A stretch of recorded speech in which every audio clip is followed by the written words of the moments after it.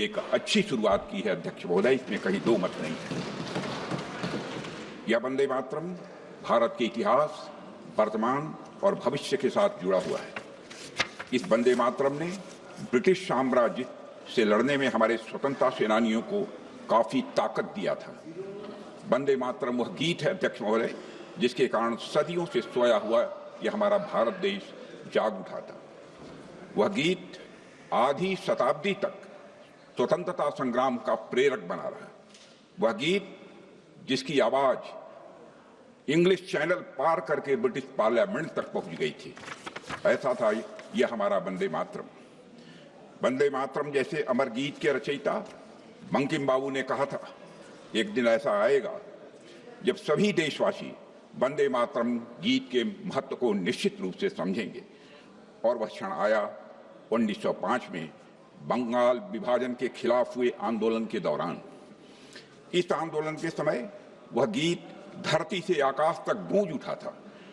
श्री अरविंदो ने 1906 में बिल्कुल ठीक ही कहा था अध्यक्ष महोदय कि the mantra had been given and in a single day the whole people had been converted to the religion of patriotism. अध्यक्ष महोदय, इसी आंदोलन के दौरान वंदे मातरम जनमानस के हृदय में यह व्याप्त हो गया था। इससे तब की ब्रिटिश सरकार इतनी डर गई थी कि वंदे मातरम का नारा लगाने के खिलाफ एक सर्कुलर भी जारी कर दिया गया था। लेकिन फिर भी ब्रिटिश हुकूमत जनता को वंदे मातरम कहने से रोक नहीं पाई थी। वंदे मातरम ने लोगों के अंदर एक नई चेतना भी जागृत कर दी थी। उस समय अमृत बाजार पत्रिका के संस्थापक श्री मोतीलाल घोष ने कहा था, मैं तो वंदे मातरम गाऊंगा ही, भले ही हमें अपना सिर क्यों न गंवाना पड़े। यह बात उन्होंने कही थी। अध्यक्ष महोदय, राष्ट्रीय चेतना जागृत करने के लिए उस समय वंदे मातरम संप्रदाय की भी स्थापना की गई थी और इसके सदस्य वंदे मातरम गाते हुए प्रभात फेरी भी प्रतिदिन निकाला करते थे। इनमें गुरुदेव रविंद्रनाथ टैगोर भी कई बार जाते थे। जब 1906 में भारत का प्रथम राष्ट्रीय झंडा बनाया गया था, उसके मध्य में भी वंदे मातरम लिखा हुआ था। यह झंडा पहली बार बंगाल की धरती पर ही फहराया गया था अध्यक्ष महोदय। और अगस्त 1906 में जब श्री बिपिन चंद्र पाल जी ने राष्ट्र चेतना जगाने के लिए एक समाचार पत्र की शुरुआत की थी, तो उसका नाम भी वंदे मातरम ही था अध्यक्ष महोदय। यह वह समय था जब वंदे मातरम सिर्फ एक शब्द नहीं रह गया था, यह एक भावना बन गई थी, यह एक दर्शन बन गया था। It became a poem, pulse and A philosophy अध्यक्ष महोदय। अप्रैल 1906 में नए बने पूर्वी बंगाल प्रांत में ब्रिटिश सरकार ने वंदे मातरम के सार्वजनिक नारे लगाने पर रोक लगा दी थी। लोगों ने इस आदेश की अवहेलना की, खुलेआम अवहेलना की। विश्वनाथ मुखर्जी ने अपनी किताब वंदे मातरम का इतिहास में इसका उल्लेख करते हुए लिखा है कि लोगों पर लाठियों की बारिश होती रही और पर जब तक उन्हें होश रहा तब तक वे वंदे मातरम का नारा ही लगाते रहे अध्यक्ष महोदय। उस्मानिया विश्वविद्यालय में भी वंदे मातरम का नारा लगाने पर रोक लगी थी। इस आदेश को न मानने के लिए वहां के छात्र श्री रामचंद्र जी को भी जेल की सजा हुई थी। उस समय रामचंद्र जी की आयु बामुश्किल 18 साल की थी और उसके बाद 18 साल की उन्हें सजा भी दी गई थी। उन्हें वीर सावरकर जी ने वंदे मातरम रामचंद्र की उपाधि से नवाजा था। अध्यक्ष महोदय, वंदे मातरम सिर्फ बंगाल में सीमित नहीं रहा है। यह भारत में उत्तर से दक्षिण और पूरब से लेकर पश्चिम तक फैल गया था।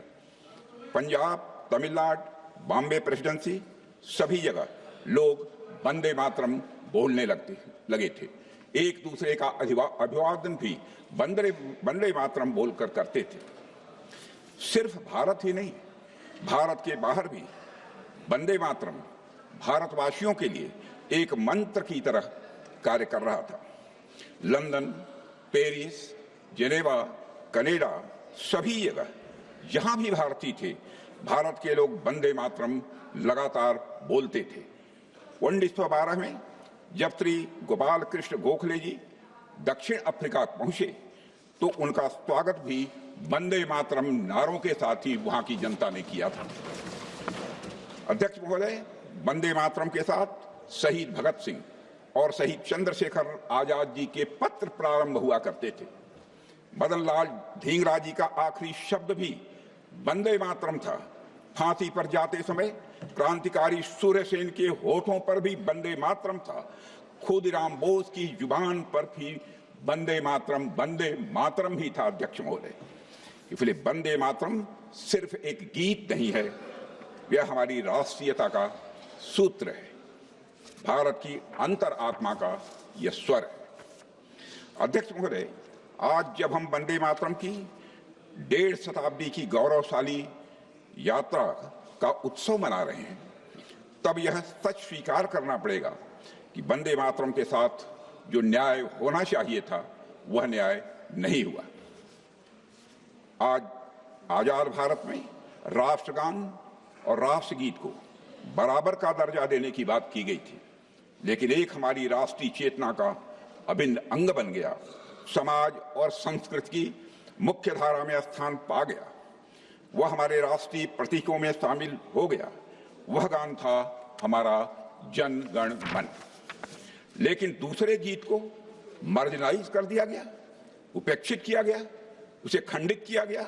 वह गीत है वंदे मातरम। अध्यक्ष महोदय, it was treated like an extra. वह धरती जिस पर वंदे मातरम की रचना हुई थी, उसी धरती पर वर्ष 1937 में कांग्रेस ने वंदे मातरम गीत को खंडित करने का निर्णय लिया था। और अध्यक्ष महोदय, वंदे मातरम के साथ हुए राजनीतिक छल और अन्याय के बारे में सभी पीढ़ियों को जानना चाहिए। इसीलिए इस संबंध में चर्चा हो रही है, क्योंकि यह अन्याय केवल एक गीत के साथ नहीं था, बल्कि आजाद भारत के लोगों के साथ था। उन लोगों के साथ हुआ जिनकी सांसों में आजादी की हवा वंदे मातरम की पुकार ने भरी थी।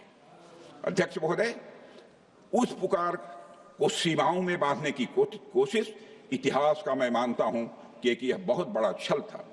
इसलिए हम यह मानते हैं कि वंदे मातरम का गौरव लौटाना यह समय की मांग है और नैतिकता का यह तकाजा भी है। अध्यक्ष महोदय, इस अन्याय के बावजूद वंदे मातरम का महत्व किसी भी सूरत में कम नहीं होने पाया और वंदे मातरम गुरु गोविंद सिंह जी और छत्रपति शिवाजी महाराज जैसे महापुरुषों के स्वराज और स्वधर्म के मूल्यों का यह जीवन स्वरूप बन गया। अध्यक्ष महोदय, वंदे मातरम स्वयं में पूर्ण है, लेकिन इसे अपूर्ण बनाने की कोशिश की गई। वंदे मातरम हमेशा राष्ट्रीय भावना का अमर गीत रहा है और अध्यक्ष महोदय, मैं बल देकर कहना चाहता हूं, सदैव यह बना रहेगा। दुनिया की कोई ताकत इसे कमतर नहीं कर सकती। अध्यक्ष महोदय, वंदे मातरम के साथ जो अन्याय हुआ है उसको जानना इसलिए भी आवश्यक है ताकि भावी पीढ़ियां ऐसा करने वालों की मानसिकता को, ऐसा करने वालों की सोच को ठीक तरीके से समझ सकें। और अध्यक्ष महोदय, और सबसे महत्वपूर्ण वजह यह है कि वंदे मातरम के साथ हुआ अन्याय एक आइसोलेटेड इंसिडेंट नहीं था। यह उस तुष्टीकरण की राजनीति की शुरुआत थी जिसे कांग्रेस ने अपनाया। इसी राजनीति ने देश का विभाजन कराया और आजादी के बाद सांप्रदायिक सौहार्द और एकता को कमजोर किया। अध्यक्ष महोदय, आज हम वंदे मातरम की गरिमा को पुनर्स्थापित कर रहे हैं, लेकिन कुछ लोग हम सबके खिलाफ यह नैरेटिव बनाने की कोशिश कर सकते हैं कि वंदे मातरम और जनगण मन के बीच एक दीवार खड़ी की जा रही है। ऐसा नैरेटिव बनाने का प्रयास यह विभाजनकारी मानसिकता का परिचय देता है। अध्यक्ष महोदय, हमारे मन में राष्ट्रगान और राष्ट्रगीत के लिए बराबर का सम्मान है। जो लोग यह बात नहीं समझते हैं वे मां की ममता को भी नहीं समझते हैं। मां अपने बच्चों में, अध्यक्ष महोदय, भेद नहीं करती है। जनगण मन और वंदे मातरम मां भारती के दो सपूतों की किलकारियां हैं, मां भारती की दो आंखें हैं। अध्यक्ष महोदय, जनगणमन और वंदे मातरम दोनों ही हमारे राष्ट्रीय गौरव हैं।